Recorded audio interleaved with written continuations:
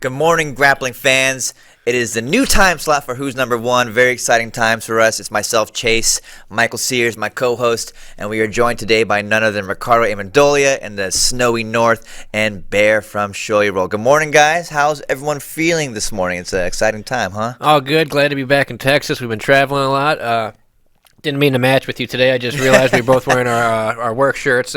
Ricardo, how's it going out there in Hamilton, Ontario, Canada? It's cold, but it's 2020, and the jiu-jitsu is at an all-time high, so it is awesome. Everything is good. Bear, what's up, man? How you been? Sounds like the new voice of grappling. I love it. He's been the voice. He stays the voice. I think before we get too far ahead of ourselves, we got a lot of exciting things coming up this week.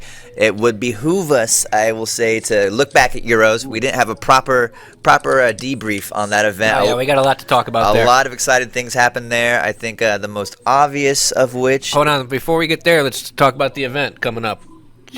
Okay. Yeah. Kick me off, Michael. We're going to get to this event in a more thorough breakdown later, but this Saturday, our first event, Who's Number One, Costa Mesa, California, FloGrappling, Tix.com.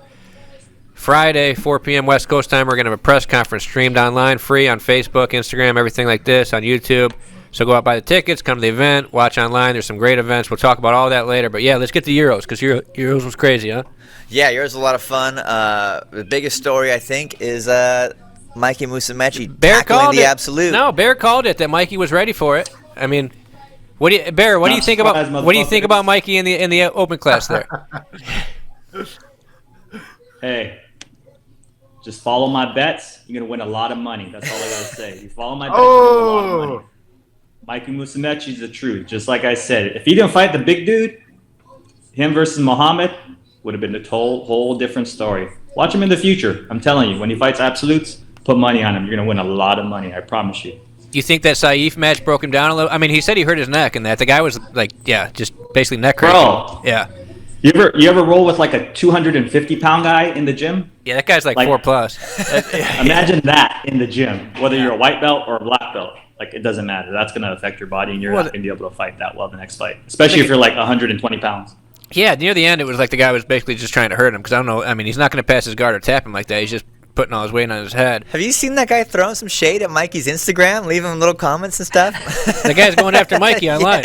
Yeah, it's in Mikey's story yesterday or 2 days ago or something. This is the new rivalry out there, huh? Mikey versus Saif. Yeah, who knows? But I thought that's... You can't blame the big guys either, right? That's like you can't bully the big guys. They're just bigger guys, and they're just trying to fight. You know? Yeah, you can't expect them to go easy. They know that if Mikey taps them, it's going to be all over the place. They can't go easy on him. But yeah, that Ali match really, really surprised me. I mean, Bear was all about Mikey was going to win the open class. I thought Ali was going to beat him up. I mean, nothing against Mikey's jiu-jitsu, but he's just so much smaller. But it was amazing seeing him technically just going head-to-head with Ali. It was just, I mean, he lost by, a 50-50 sweep, and that's it. And he almost took the back a couple times. Ricardo, what do you think about that match up there? I thought that was probably... Did we lose him? Uh-oh, we lost Ricardo's audio. Ricardo, I think you might have hit your cord, buddy. Yeah, Ricardo, unplugging, plug back in, and then holler at us. Yeah, Bear, that matchup, I mean, Mikey's guard, first off, do you think anybody out there is going to pass that guy's guard? No way. I mean, maybe if you, like, break his leg or something by, like, throwing his leg to the side or something, and you shake his, like, leg or something, you'll pass. But you can't pass Mikey guard. There's no way. Like, literally, there's no way. Yeah, I mean, his legs are so short. I mean, but fundamentally, he's so strong. I mean, he never really looked in trouble. I mean, the Ali advantage even I thought was a little bit questionable for the pass. I talked with Mikey afterwards, and he's super excited to do more open classes because he was saying that I don't know. He's just saying these guys aren't as strong as he thought they were going to be, and he's saying he's going to go after Pans and potentially Brasileiro, which will be pretty exciting. Dude, Mikey at Brasileiros would be insane, but I got to ask. I got to throw out the question there. I think that's on everyone's mind. Was Muhammad being really nice? Was Muhammad being really nice in that match? I think he was being cautious because he knows. I mean, it's like in basketball they call it getting postered. Like if somebody dunks on you, these guys know if Mikey takes your back and chokes you, it's all a million people are going to see that thing. I think he's being a little bit. I don't think he was being nice at all. I don't think Muhammad did not want to lose that match. No, absolutely not. But There's a part of me where it wasn't as physical as maybe I expected it. We have Ricardo back on the line here. Ricardo, give me a test. Give me 1, 2, 3. No, we cannot hear you, my friend. Oh, all right. But maybe jiggle your cord or something, because it was working and then I heard you cut out. So go ahead. It's okay. I'll talk for Ricardo. Yeah, we've got Bear here. So no, Bear. I think everybody's going to win, and it was a great fight, and they did well, and we'll see how it goes round 2. I would love to see match 2 because they're both great fighters, and they both have equal skill. Is this is your Ricardo? Is your Ricardo impression right now? Ricardo impression. Yeah. Both pretty good guys. So, hard to call. Dark horses. I think something we got to talk about regarding this situation is the props Mikey deserves for actually doing it, because we don't see roosterweight world champs step up and put it on the line like that. 100%. Yeah. Absolutely.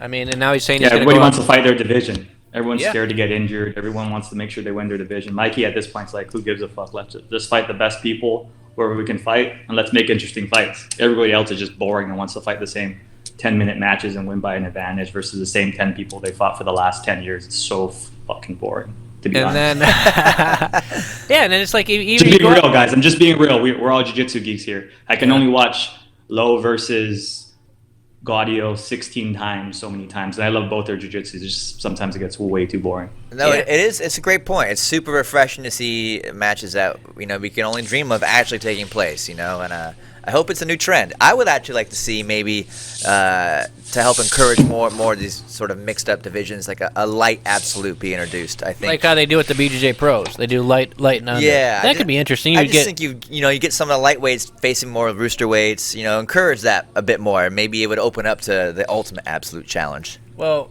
something that Mikey was saying, I worked with him a lot at Euros, and he seems pretty convinced that he's going to be able to do both weights at Worlds.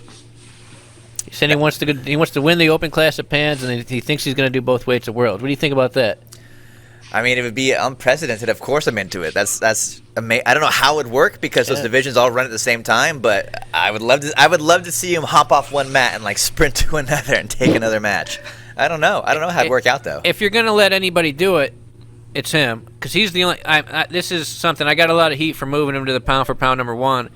And this is what I've been telling people. Tell me somebody else who's the best in 2 different weight classes right now. There's nobody. Nobody. And a lot of guys misinterpret the pound for pound term, and they think it means absolute champion. But that's not what pound for pound means. Like in other sports, when you're talking about the best pound for pound boxer, it doesn't mean if they would win head to head in a match. It's about, head to head. If Mikey's the same size as everybody, who's going to beat him out there? I don't know. I don't know if it's going to happen. And where would you put the top 3? You would have Mikey and Buchecha at the top, and then Maragali right after. I mean, that would be like arguably like the top like 3 guys, like as far as like. Yeah, Buchecha's the absolute king, but he's just so inactive that for sure. Yeah, Maragali and Kynan are just competing so much, so they pass him up. But Buchecha takes the top spot after Worlds every year, but we got to adjust it as time goes on, and give guys who win Spider and Euros and all. Kynan's so damn active, man. That was the one that people wanted number 1. People who messaged me upset was Kynan, but it's like, hey, you got to show up to the big tournaments. Mikey showed up and did Euros, won his weight. He's ranked number 1 in 2 different weight classes right now. Went head to head with a super heavyweight world champion. Lost by, what did he lose by, an advantage or 2 points? Advantage, I believe. Lost by an advantage to Muhammad Ali, which is pretty crazy when you watch what he does with some other big guys. Ricardo, try and talk. Nope, he's still out. But Ricardo, I just sent you a message. We're gonna get you on the line with our producer here. So check that message out. And you guys are talking about interesting fights and European Mikey making it finally interesting again, almost like when Lepre fought the European Absolute last year. Yeah, absolutely. Like, crowd was going crazy. And talking about interesting matches, you guys got who's number 1 coming up, and you got the Rotolo kids coming. Talk about interesting fights. They're smashing black belts at Nogi. Why don't we put some of the Rotolo brothers versus some of the best black belts and see how they smash them? Just saying. Yeah. This one was actually how that worked out was cool. Unfortunately we lost one guy who was going to fight in that match, that purple belt lightweight match. Rafael Silveira had just had visa problems coming back, and then I was thinking about what purple belt can I get to take this match, and I was looking at the options. None of them were that interesting. And I don't know. I just thought, maybe I'll reach out to Tyro Rotolo. He just got his purple belt. And he accepted it, and they actually, I think, had family travel plans. He said, and they changed it so he could do the match and everything. So we're going to see his purple belt debut. We haven't seen him in the gi in a while, but I mean, Yeah, Ty versus some black belts would be interesting. We got to see who will step up and take it. I think a lot of people aren't going to want to put it on the line there and risk losing to a younger guy who's lower ranked, even though broke Paulo Miao's leg at ADCC. I mean, he's clearly black belt level, you know? Yeah, I mean, at this point, really, he's a blue belt that just got a purple belt. Like, realistically, he's a black belt. Like, straight up, he's a black belt. Like, it's like, if you put him against 5 or 10 black belts in the mat competing, I guarantee he's going to beat probably 5 or 6 of those black belts. High-level black belts, not little, IBJJF, Long Beach Opens. I'm talking about top black belts in the world fighting at the World Championship. He would beat them. Is this working? And that's who people want to watch fight. I mean, people don't want to watch these guys that nobody knows. People want to watch the Rotulos versus some of the best people in the world and watch it go on the line just the same way they want to watch Keenan, the same way they want to watch Mikey, the same way they want to watch Buchecha, same way they want to watch Mergali, all these guys, you know. So somebody, Guy Mendez has been really adamant. He's been messaging me about trying to get Tynan in a black belt match. I think maybe this is the future. It's getting some of these up and coming guys who like Tynan just ran through the brown belt division at Euros, and Guy's telling me he wants a top 5 black belt for him, but it's hard to find guys to accept these fights, man. Guys don't want to put it on the line. Ricardo, you're there. Ricardo, what are you thinking? Can you hear me? Can you hear me? We got you. Loud and clear, Ricardo. Coming in crisp. Bro, right. come on, bro. We had a nice flow, My though, apologies. Ricardo. We just got, cable internet in the Great Canadian Wilderness up here. My apologies, guys. The Canadian tundra had some technical difficulties, but I'm back. So the show may continue now that I'm here. Did you hear Bear's impression of you while you were muted?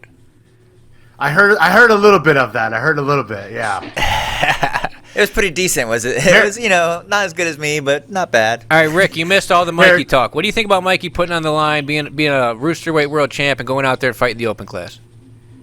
Shades of Rafa Mendez jumping into opens in Abu Dhabi 2010. That was before your time, Michael Sears, but it was something else. It's always great to see the Davids go against the Goliaths. In Europeans at Portugal, Caio Terra called it. Bear called it from Shoyoroll. Amazing. That was awesome to see. And I hope that we're going to see more of that. That's at the end of the day, I hope, this wasn't a one and done kind of thing and it's only going to be happening in Portugal. I want to see it in Long Beach. I want to see it in Anaheim. I want to see it in Shoyoroll headquarters against Bear. Let's see Mikey do it all. That being said, Bear, I spoke to Seth Daniels about getting us a match on the card. His card's full, but he said we can go on the next card. It's going to be called Who's Number 3? Bear versus Balea. Who's number 3? Not who's number 1. Super fight. All submissions are banned. Points only. Hey, just as long as I get to be third place and we both get to switch our medals on the podium, even though we only had one fight, and we'll both say, hey, we were both third place because we only had one fight or no fights, and we'll put our post on Facebook saying, I thank God for giving me the courage to bow out to you and switch medals and take a picture on the podium and pretend like I got third place and I didn't get any fights. I mean, that's just what I'm saying. That's something. Let's move on. I'd really like to see that stop. The allowing people to change places on the podium and take 2 gold medal pictures. They got to stop letting people do that.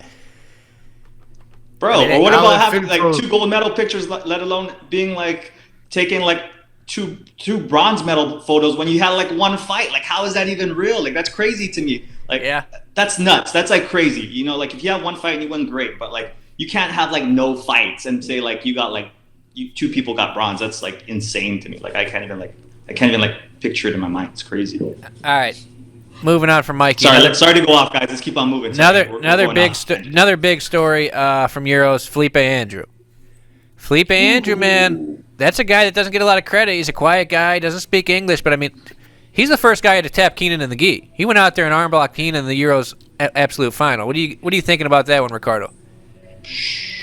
Felipe Andrew's the real deal, He debuting black belt not debuting black belt, but this was a real big coming out party for him, He actually, I think he won Copa Podio a few years ago. Not too many people probably saw that, but he's been really, really on a tear. He's been working that Bochinia that I taught him. Actually, Kabaka did, so I'll let him get some credit there.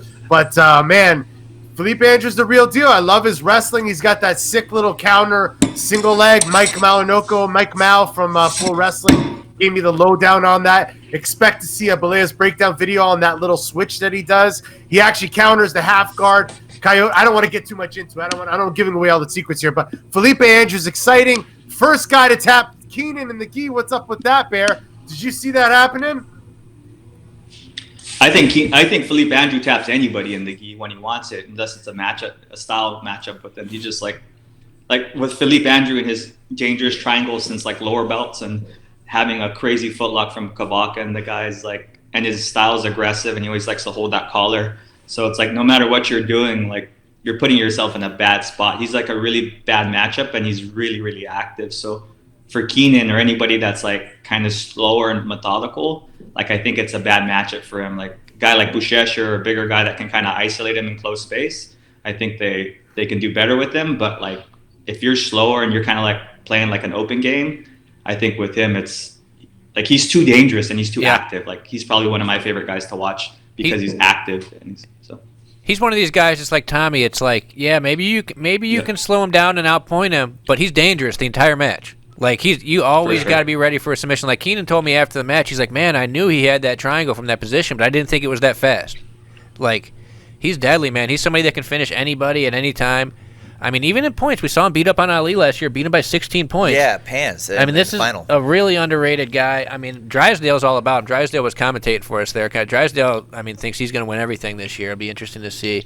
I mean, he's got a good start. Let me tell you. He did get tapped by Gaudio in his weight class, but I mean, I think you hit it though, Mike. You hit it like a lot of people don't know about these guys, especially when you have like a language barrier and you only speak Portuguese or some other language. So like the American and the European consumer, like you don't really know these people. You can't connect to them, but like. Yeah. Like Felipe Andrews, just like any other Brazilian kid or any other kid from another place, is if they're really tough through the lower belts, like they're gonna spring up and start killing people. And Felipe Andrews won everything since like a lower belt. He's always been like this. It's just no one really follows the sport that hard, so they don't really know about him besides like geeks like you, Mike, and everybody else. Old Ricardo's a little older now, so he doesn't follow it as hard as you, Mike. But has memory issues. But he's one of those kids. Like he's the truth. Yeah. But you want to get your name out there.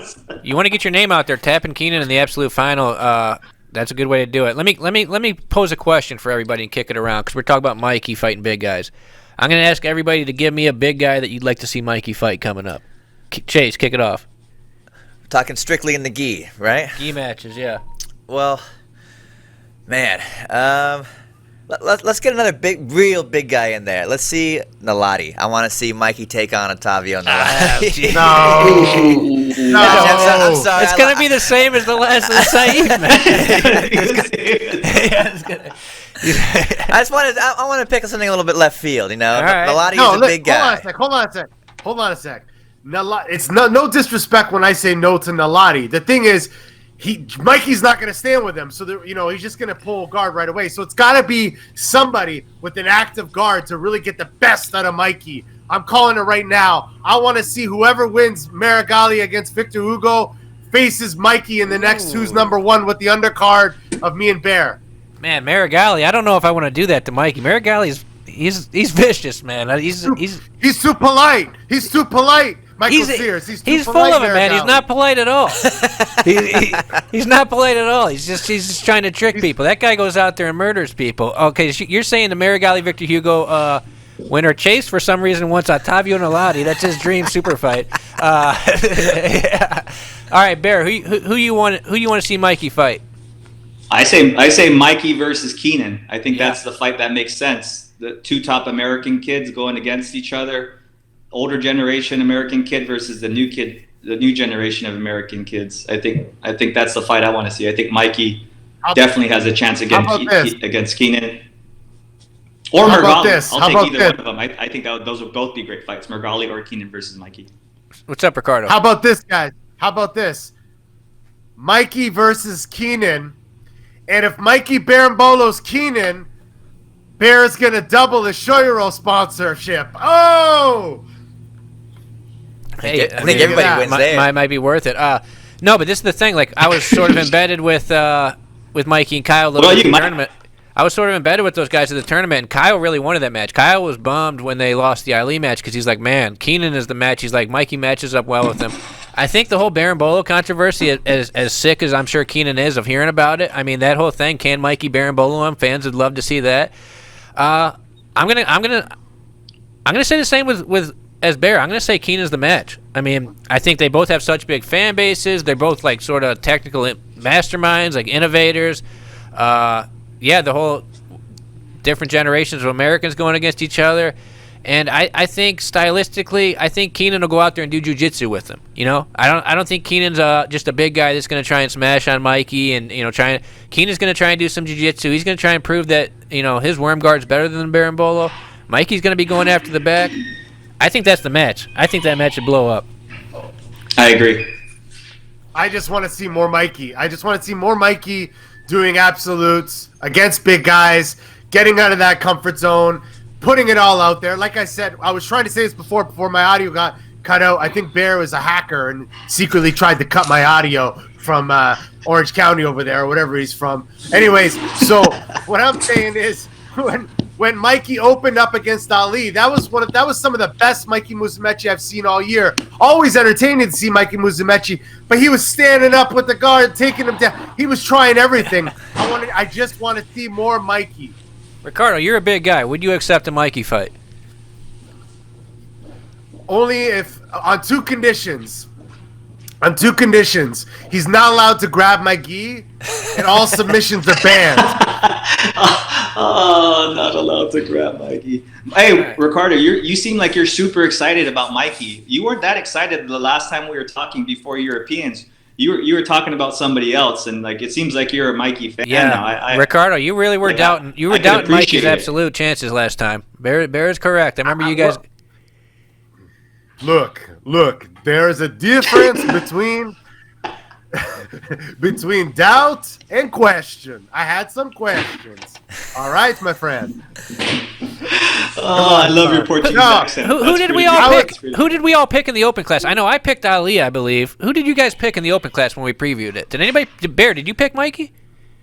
Wasn't Keenan the favorite? Keenan and Muhammad were the two favorites, I think, at the table. I picked Mikey to smash a bunch of people. I don't think I picked him as the winner, but I picked him to smash a bunch of people. All right. Well, hey, another thing. Hey, who called Taliesin beating Bruno and got beat up on here in the studio? I did. Get out of here. You went crazy. I lost that one. I lost that one. I'll take it. I mean, that was interesting. Taliesin, I think. When he pulled the clean guard pull in the beginning is when I was like, okay, this is good for him, because if you know strategically, like if Bruno gets that double guard pull advantage there and can just play from top and be up an advantage, that's a big plus for him there. But Taliesin got the clean guard pull and was able to work from there from the guard from a clean slate.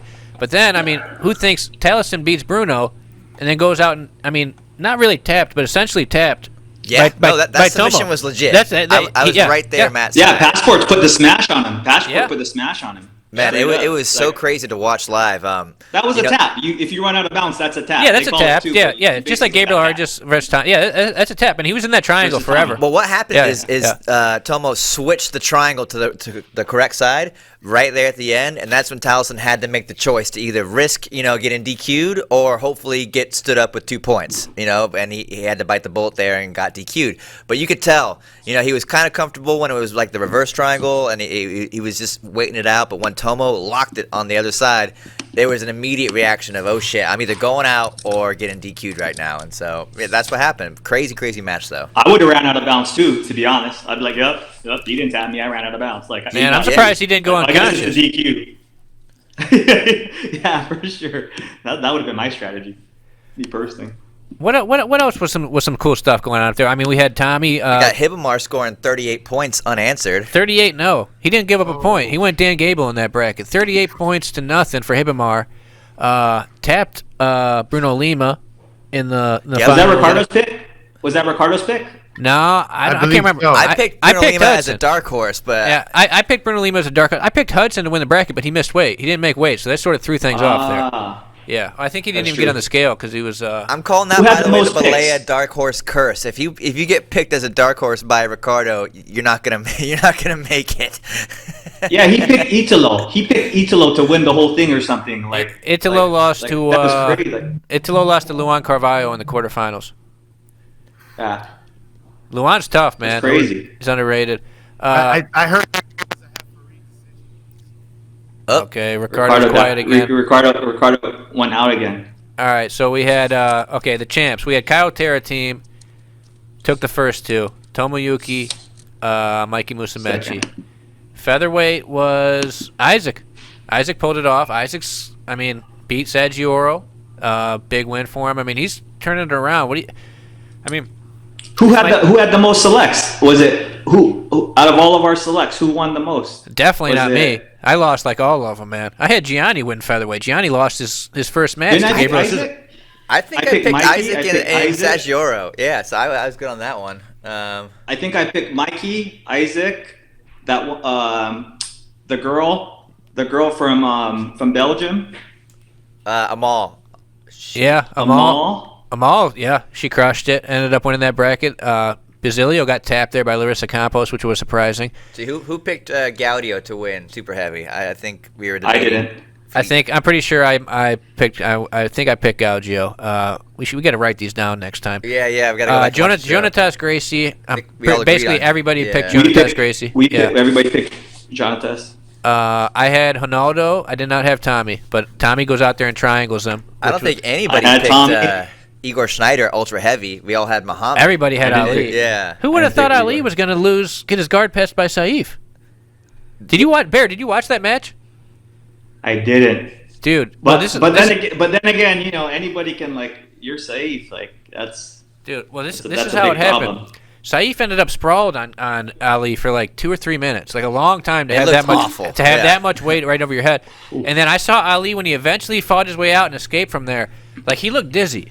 He looked like he wasn't there anymore. Like he had been under that. And then eventually they went down. Ali pulled guard, and I think Ali, he was messed up from being underneath him already. And Saif got the half guard. Got his head, got the half guard. That's a big guy to be smashing kinda you from the top of flattened half him guard. out. Yeah. Yeah. Then he ended up passing the guard, which really legitimizes Mikey's win over Saif in another way, because it's like then that For guy sure. goes out and beats Ali. There was a moment when Saif almost passed Mikey's guard. I felt like his legs were passed, and he was sort of trying to crush him, but Mikey managed to slip back into close guard somehow. That was a crazy moment there.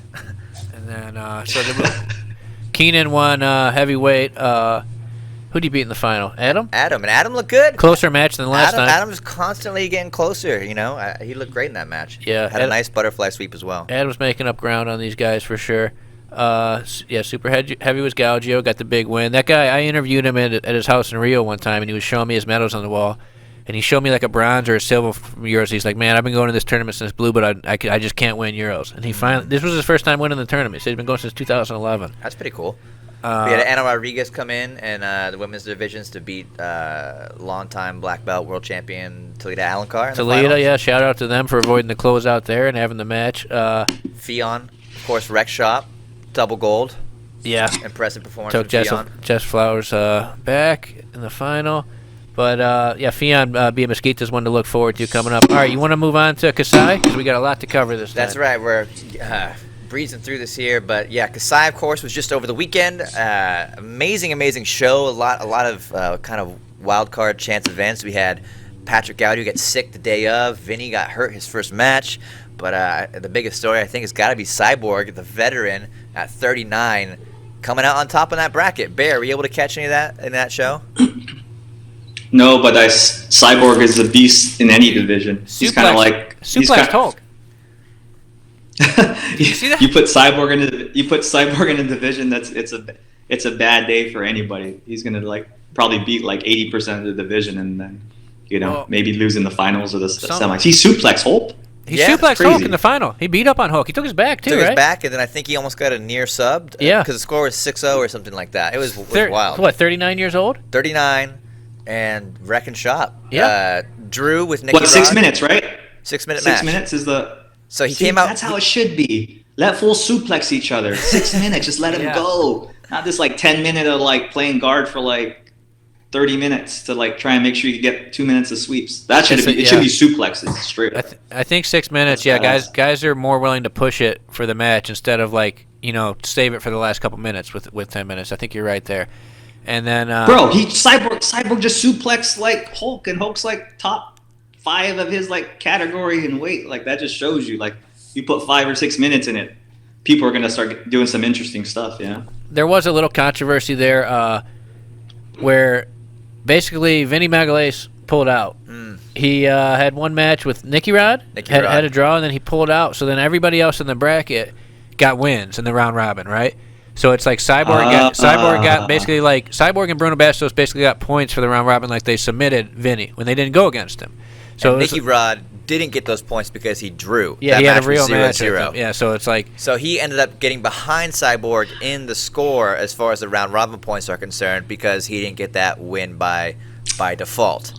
And that's what led to Cyborg getting a place in the final, where Nicky Rod ended up earning a spot in the third place match where he took on Kyle Bame. It looked like Nick and Cyborg were the 2 top guys there. Nick was neck and neck with Cyborg. Cyborg beat up on Hulk. Hulk was really great in all of his matches. Yeah. I mean, I thought he did. But if you look at the head-to-head comparison, Cyborg. I mean, if Cyborg Nicky Rod went to a ref's decision, Nick probably would have took it if it wasn't draws and a ref's decision. True.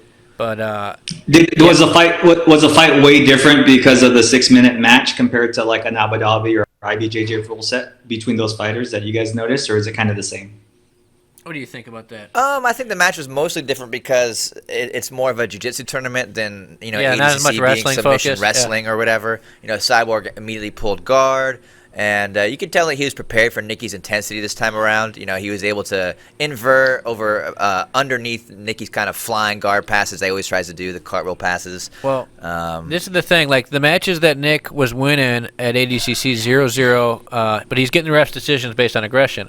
In this format, he's just getting a draw in those situations. Like, I think Vinny was another one. If it was a ref's decision, Nick would have took that thing. Nicky beat up on Vinny pretty much, if we're being honest about that. And really it comes down to Nicky being extremely talented, really, really physically amazing, a gifted athlete. But he's going against now the top tier, the 1% black belts who are so good at not being scored on. He's just having a hard time finalizing the position, getting in the hooks, or securing the pass, whatever it is. I mean, he was so close to getting the back of Vinny and also passing the guard, but Vinny is very, very, crafty. He's able to avoid getting scored on, and that was something we talked about a lot before the event was, can Nicky Rod actually score in this tournament, because it's going to be tough, and that ended up being not the case, and Cyborg ended up having a win over Bruno Bastos by points, and then, of course, he got the default win over Vinny, which put him into the final there. Kyle Bame got a big win. He heel-hooked JGR, Joel Gabriel Hosha, which is a big win for him. Dante won the rematch against Renato Canuto. Very close match. Dante's on a roll. I mean, you look at his last year, he tapped Izaki, he tapped Edwin, all these Nogi. He took Lepri's back and beat him. He won Nogi Worlds, where he basically broke Jaime Canuto's arm. Dante's on a roll, man. Dante looked great, and I got a great post-event interview with Dante. Just such a killer, man. He's like, I'm different than these guys because every time I step out to compete, I'm better. I know I'm better. I'm not trying to just refine how to win. I'm trying to improve my jiu-jitsu every single time, whether it's better wrestling, better top game, better guard, whatever it is. But he's always just obsessed with getting better, and you can see it in his game. He is improving, which is kind of a terrifying thought. But all right, so we got limited time left. Let's get to the event, huh? Let's get to who's number one, the big news this week, right? That's right. We opened the show up with the announcement, but we'll remind you guys again that it is, of course, our debut event from FloGrappling, Who's Number One. We've been talking about it for weeks now. It's going down in Costa Mesa, California. That's Orange County. There are still tickets available if you guys want to go to the show. FloGrappling Tix, that's TIX.com. And we'll have those links all over the website as well. It's going down this Saturday. And it is going to be a great time. Michael, tell me a little bit about the event and what's happening today. Well, we've added some exciting new matchups lately. As we talked about earlier, Ty Ruotolo is on there now. He's fighting this guy, Moicano, this guy from Dream Art. Not as big of a name as Ty, but this guy's a beast. He's the number one ranked purple belt. He tapped the guy. He tapped the WNO guy in the finals of Euros. Bear, how long have you been hooked up with Ruotolos? You sponsor those guys, right? Yeah, I don't know, since the kids were yellow belts. It's been forever. I forget. I can't remember birthdays for my mother sometimes. I'm the worst person with dates, but yeah, we've been with the Ruotolo since they're just like fighting little like tournaments. I don't know, 5 years, 8 years. It's been like a long time. So I've watched them progress as little kids to just like these like specimen like teenaging kids that are like beating up black belt adult world champions. So how do you think, like you're saying, they beat up black belt adult world champions? How do you think? I mean, this is a purple belt match for Ty. Do you think the purple belt's gonna be able to hang with him, or do you think Ty just runs through that division? I think it just depends. I think the boys have been doing a lot of no gi recently, so it's like they may not be like completely in sync with the gi right now, but I think they're just so naturally like talented, and they have each other, and they got like a strong system at home with the mom and dad and Chris and Nicole. So I think like in all honesty, like, you know, of course I'm biased because the boys, we sponsor them, but like I think they're the future of what American Jiu-Jitsu is and this new evolution of what it is. I honestly think them fighting black belts or the best like grapplers in the world, wrestlers, pro wrestlers, I think that's what people are going to want to see. You know, I don't think people are going to want to really see them fight like a purple belt or the brown belt world champion. I think that's so obsolete the way we're kind of like doing it as like as matchmakers and promoters. I think that's more just personal, how much we love the sport. But I think the future of it is these kids are the real deal. They're great kids. They're great role models. They're great ambassadors. They come from a great family.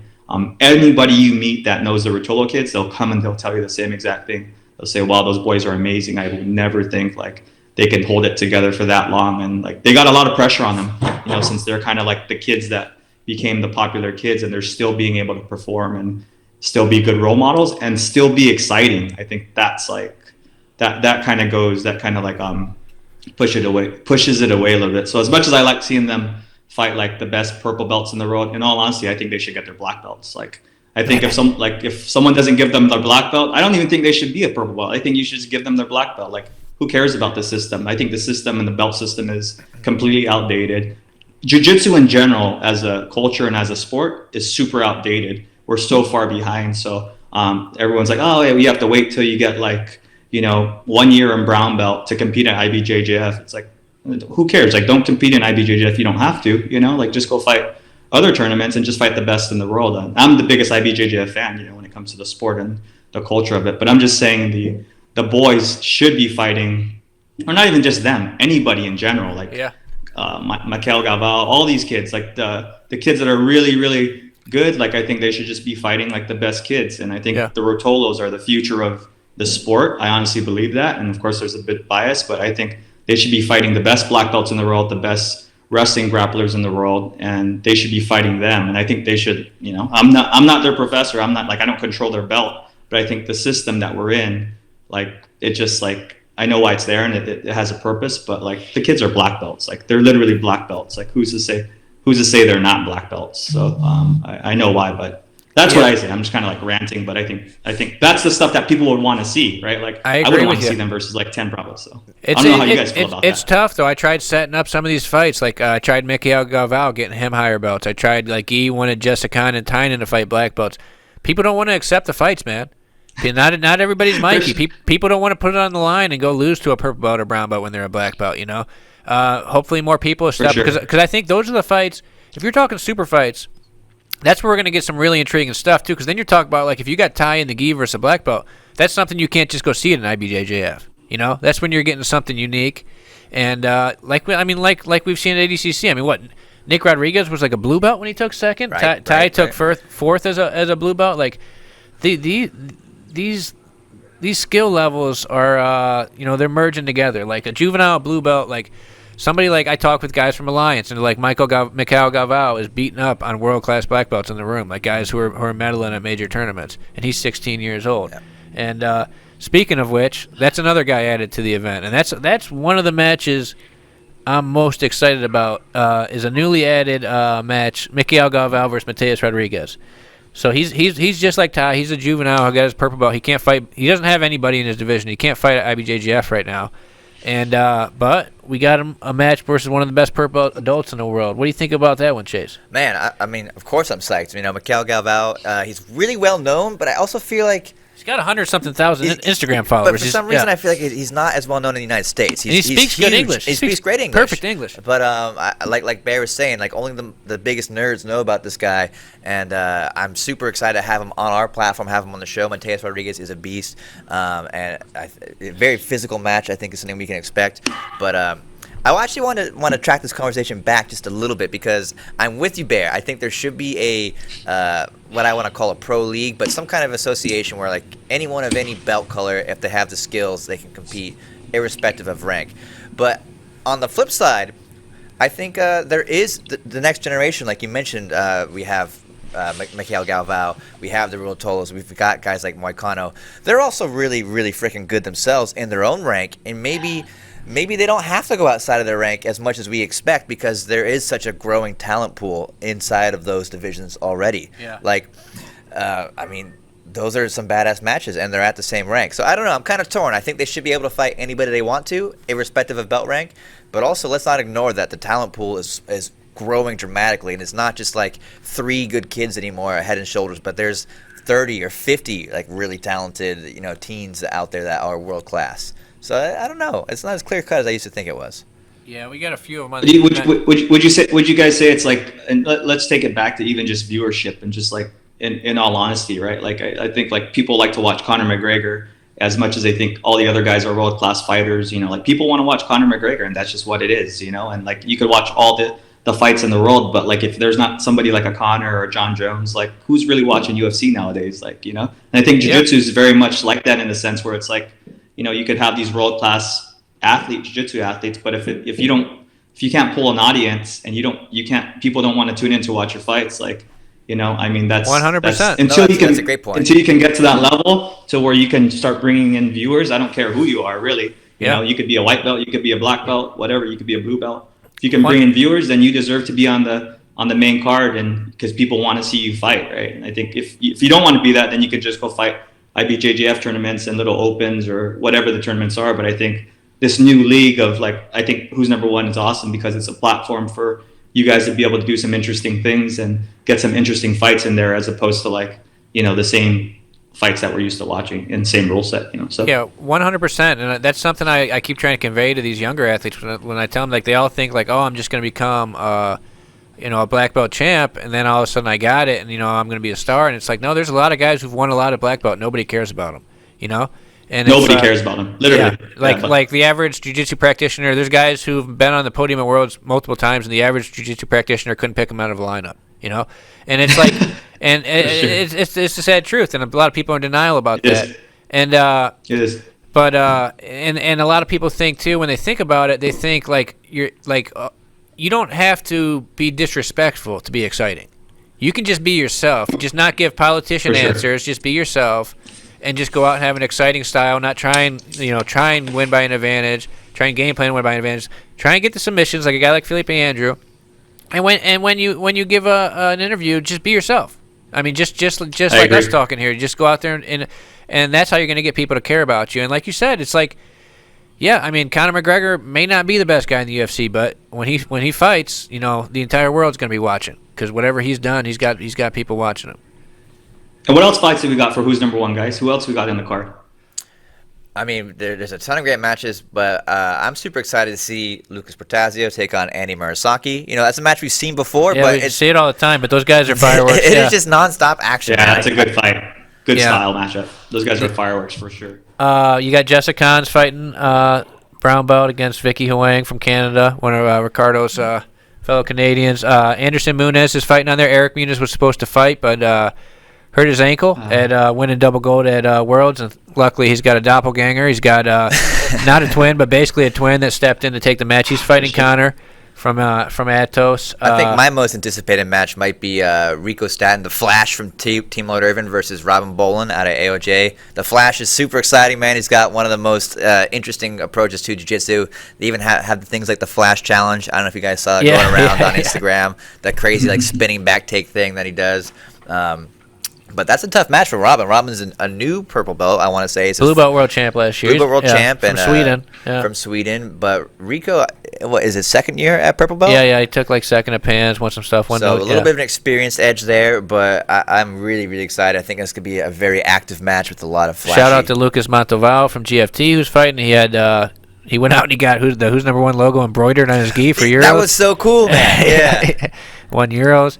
And then who else we got on? Oh, Cole Abate is one that everybody likes looking at. You know about this kid? Do you follow young enough to know about Cole? Do you follow the kids' Pans level? I'm old, but I know some of these kids still, Mike. I know you got the trace on all these kids now, but I know Cole. I know Cole. I've been watching from afar for a little bit. This kid's a monster. AOJ just recruited him from Texas. He's a nice kid, and his father is they're very respectful, very respectful and a super genuine, nice kid. Oh, when I interview him, he says yes, sir. He's gonna do. When I interview him, he says yes, sir, to start every response. He does do that. Super little like Texas kid, but man, this kid, he's like 125 pounds now. I think he's getting to the adult size, and I was at AOJ watching with him roll with people who were getting on the podium at like adult Pans, whatever, at purple, brown belt. And he's right there with these guys. As I don't even know if he turned 16 yet. It's his first year at juvenile. I want to say he's 16. Yeah, but that kid's always exciting. I mean, he's fighting Sebastian, another kids Pants champ. We got some good juveniles in there. We got William Tackett's little brother, Andrew Tackett's exciting. To me, the money matches here. Okay, obviously we got Marigali, Victor Hugo. I mean, that's obvious. That's the main event. I mean, we got who wins that? Who wins that, Mike? I think you gotta favor Nicholas, but I mean, I get really nervous counting out when I'm making picks. I get nervous counting out the first year guys, because it's like, okay, you see over and over again guys. Oh, Taliesin just beat Bruno. Levi beat Lucas Lepre last year. Kynan beat Leandro Lowe, and I mean Victor Hugo he just kneebarred Cyborg in no gi worlds. Kneebarred Cyborg in no gi, and I mean he has as much credentials at the color belts as anybody. This guy, he did double. But those first three people you just said, there's some variables and the reason why, and they won. Lepre fought open class last year. All right. Bruno and Taliesin, I'll give Taliesin that one, right? And, yeah. Kynan Lowe, that's a good fight, but Lowe sort of faded. Yeah. Who's to say that they couldn't have went the other way? So no, I agree with you. And like I said, Hugo's a beast. So who knows? You got to favor Nicholas. Nicholas is just such a monster. If you just look at the people he tapped last year, I mean, he tapped Ali, he tapped Felipe Andrew, he tapped Kynan, he tapped like half Cyborg tapped everybody. Yeah. Everybody he went against basically, besides the Keenan match that he lost. He's got like a 75% finishing rate. He lost to Keenan, and he lost to Kynan in that controversial ref's decision from Spider or whatever. Right. But I think you got to go with Nicholas. But something I like about this, too, is both these guys are finishers. Like, when I was trying to select these matches, I was going with guys who were going out there for, like, if we know that you're somebody who doesn't want to get the finish, like you're going to just go out there and try and win by 2 points, that's your goal, like we're not going to pay you a bunch of money and put you as the main event on the stage. Don't ever invite them, please. If you suck and you're boring at jiu-jitsu, please don't ever invite anybody to who's number one. The sport doesn't need any more of those. You can go win IBJJF Opens and point your way to a gold medal. Let's make some fights that are exciting, that geeks like us can watch, and just normal people at home and say, hey, why are those guys sitting on their butt for 10 minutes holding a grip? Well, Nicholas has got a pretty ridiculous finishing percentage at black belt. 79% of his wins are by submission, and he's basically only fighting big stuff. Something that I see here, I think Victor doesn't really pass that much. I think Victor's going to end up playing guard here. Yeah, he'll pull. Sure. He's going to pull, and I mean Nicholas shreds guys' guards. He's a very underrated guard passer. Like that's sort of what he thrives on. People think about his collar sleeve guard and this and that. When he really gets dangerous is when he gets on top of other big guys and just no respect, just annihilates their guard. He steamrolls people. But Victor has one of the very best guards. Yeah. He's super flexible for an ultra heavyweight. He inverts no problem. I think it's a really interesting matchup. I think I'm looking forward to seeing Nicholas his loop choke come into effect. He uses that a lot from passing. He'll kind of dive on it. Yeah. Did that to Lucas Leitch at Worlds a couple years ago. Yeah, it's a fun match. I think we're going to see a high intensity from Marigali. He's only got one speed, and that's 110 miles an hour. So, yeah, it's going to be really, really exciting. The other one, main event, co-main event, Keenan versus Roberto, which is sort of, I mean, obviously Keenan's the heavy favorite here. Roberto's a new black belt, but how this one came about was so interesting. Roberto already had a match. He was going to fight Eric Muniz. He got promoted, and we needed somebody. We're like, all right, who are we going to find to fight Roberto? And Keenan actually stepped up and took it, so made a pretty cool match. And Keenan's the big favorite. Keenan's won all this stuff at black belt, this and that.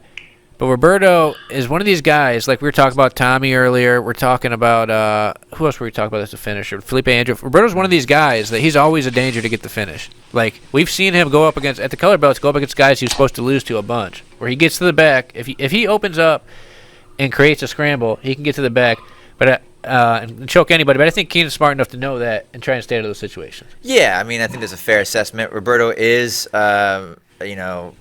a bit of a wild card with his approach. He's very explosive, looking for the scramble. He thrives in the scramble, which makes him so fun to watch. But Keenan's great at shutting that down, at wrapping people up and slowing people's games down. So I think, it's a fair assessment. Keenan's probably the heavy favorite, but Roberto can make things happen. Bear, what's your take on this match?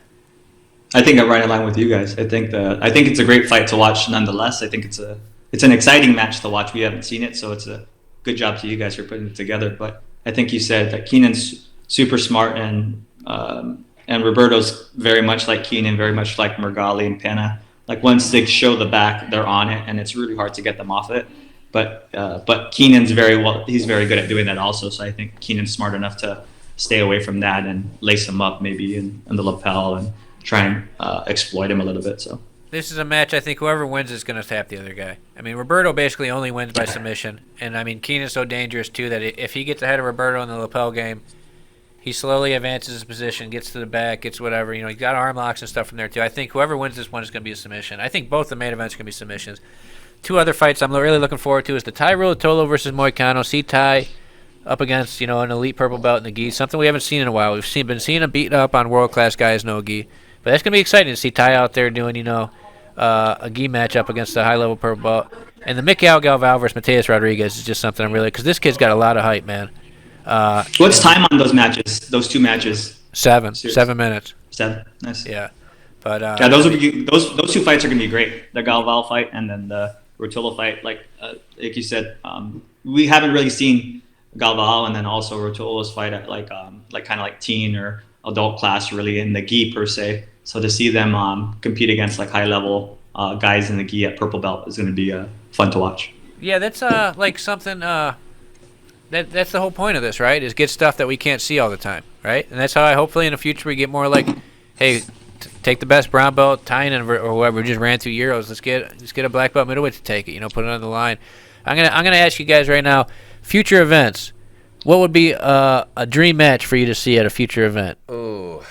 Chase, what do you think? Besides Mikey and Keenan? Mikey and Keenan. We already said Mikey and Keenan. Does Flo need some sponsor money to make some fights happen? Hey, Bear, we'll never turn that down. Have a show your own invitation.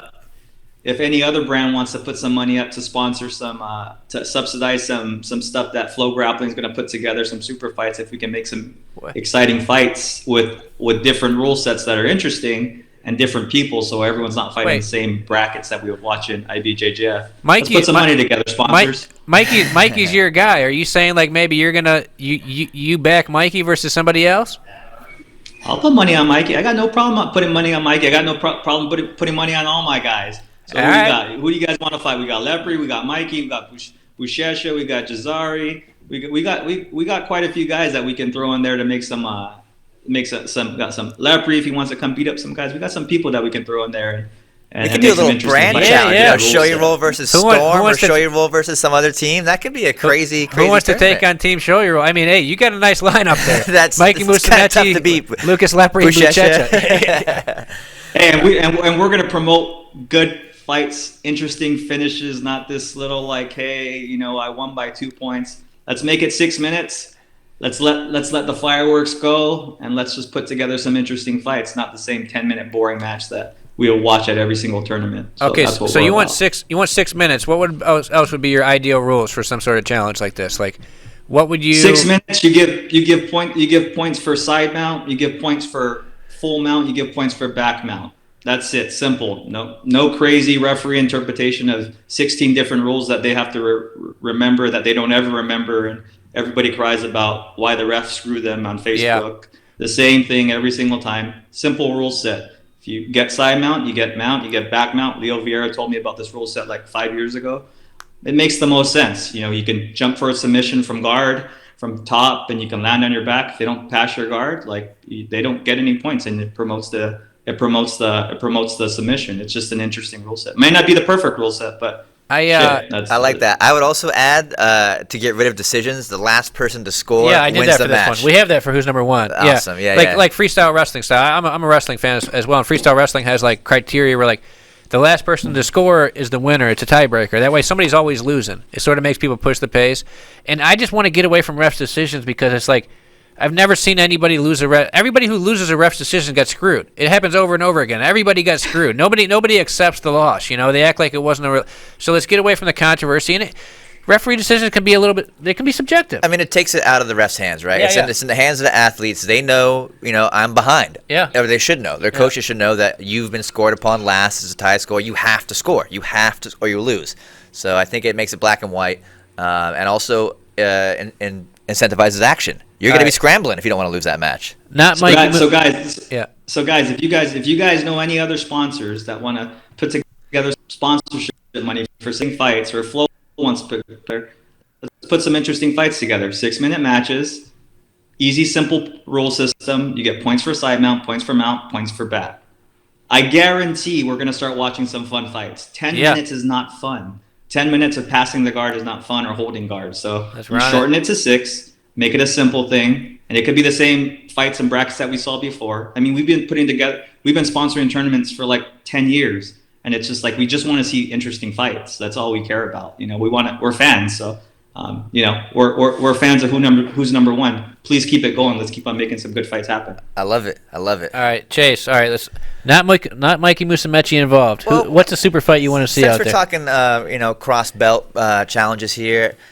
I wouldn't mind seeing Fabricio Andre from Alliance take on Shane Jamil Hill Taylor. Dude, that guy's a kid. Wow. Dude. I think that would be a fun match. Wow. That guy is somebody I wish I got on this event. Fabricio Andre is he's a murderer, dude. He's such a savage. He's super fun to watch. That dude annihilates Let's people. not talk about him until he's shorter roll team. Yeah. Lepre told me about him a long time ago, and I've been watching the kid, and we won't know till he's black belt, but that kid's tough. Dude, at Euros, he just tapped 6 people. He tapped all 6 people. He tapped that dude Yaroslav. He tapped, I believe, Lucas from AOJ.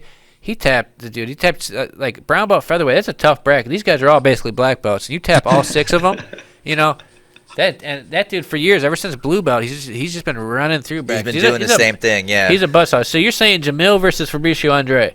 It's a match I like to see. I like that matchup. That's an interesting one. I'm going to go with... I think this is a match that a lot of people wanted to see after it happened last time. I'd like to see it sort of get resolved. I mean, we had the controversial ref decisions thing with these guys last time. Kynan and Nicholas. Of course. Yeah, got to have it again. Yeah. I mean, I think those are two. I mean, obviously you want to see either one of them fight Buchecha, but Buchecha, we know how it is. He does worlds. He doesn't care about these smaller events. He's won worlds a million times. He's going to show up and win double gold at worlds. But if we're talking super fights in between, I want to see those two. But, hey, if Buchecha was available, if you're going to have a match for Buchecha, I'll say Buchecha Kynan. Just because the ADCC match, they haven't fought in the gi, that would be pretty interesting. Was it Mergali trying to call out Buchecha? Or why is everyone trying to call out Buchecha? I know why, because he's the king. If you beat Buchecha, you're a legend, man. That's kind of you got to assume the position once you're the best in the world, one of the best of all time. And I think you imagine Buchecha versus somebody at 6 minutes in a absolute format where he only has to fight one fight. I would love to see Leandro Lowe versus somebody at 6 minutes, and he's not putting all this crazy tax on his body for the absolute. I think that's what people miss. They forget these guys are fighting 15 matches, so by the time they get to or 12 matches, by the time they get to their fight, they're kind of done because they fought 80 minutes or something. You imagine somebody like Buchecha or Lowe fighting for 6 minutes. That's a great point. It was one match. Crazy. Because we know Buchecha. I want to see Lowe. Yeah. I want to see Lowe versus Mergali, 6 minutes. Oh, it would be bananas. It would. Yeah, I would like to see that. That would be wild. And it's like Buchecha, like we see it all the time with him. He's smart. He's a veteran. He knows he's got to conserve his energy. You know, we see Buchecha just go there and like his first match at ADCC. He's going against he's the like guy behind the guy. Yeah, he's like clearly way better than these guys, and he'll just like sort of like just play with them for a little bit, and then it's okay. All of a sudden, there's like 2 minutes left. Buchecha turns it on, sweeps them, runs wild. 6 minute Buchecha. That's going to be a problem. That's gonna. Could you imagine Lepre? Could you imagine Lepre versus? I mean, these guys like they're the greatest of all time, right? So it's just like saying, oh, like I don't see why Jordan is like playing the game like this, in his 15th championship or whatever. Like they have to protect something, so it's like they can't be like your number one guy that can just go like put it all on the line and like lose it. Like they literally have to. They're going to lose their legacy, right? So they got to play a little safe. Has Lucas Lepre could you ever imagine fought if he took away from it? Paulo Miao? Lucas Lepre, I believe, did fight Paulo Miao at like a Brasileiro or somewhere in Brazil. I think he fought. I'd want to see that match again. 6 minutes. Let him run wild. See what happens there. If you put Lepre in 6 minutes and you just start closing people down, like Lepre just like he's like fine wine. So like with time, he just like picks his spots and you close his face and you're dead. But like I think there's a bunch of like interesting fights. And why don't we just go and start picking some of the best grapplers in the world and just make them fight? It doesn't even have to be jiu-jitsu anymore. Let's just start pulling WWF guys, everybody. I like this idea. I like this idea of shorter matches, just try and get some exciting guys, push the action.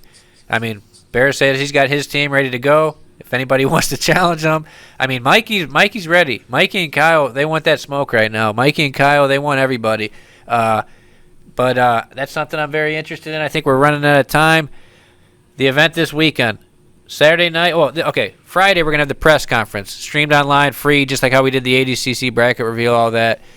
Press conference, weigh-ins, all that. At 4 p.m. West Coast time, that's like 7 Eastern, okay? So watch that for free on Friday. Saturday, the event, all these matches start at around 6 West Coast time, so like 9 on the East Coast. There is an undercard that starts earlier, though. Fight to win undercard earlier. I mean, there's a lot of good guys going to be fighting this event. Tynan Dalpra. A lot of people we didn't talk about. Mayram Alves is an exciting person that's vicious, man. If you don't want to talk about color belt matches, I want to see Mayram Alves Fabricio Andre. That's another story. Tune in. Check it out. It's our first event. Support it. We got a bunch of exciting guys on there. We'll be on the ground, so don't worry, you guys. Our Instagram will be popping off. We'll have all the latest updates. We're trying to organize some training sessions to give you the last-minute view of what's happening before the event, and there will be plenty of access. We'll be there on the ground, so it'll be fun.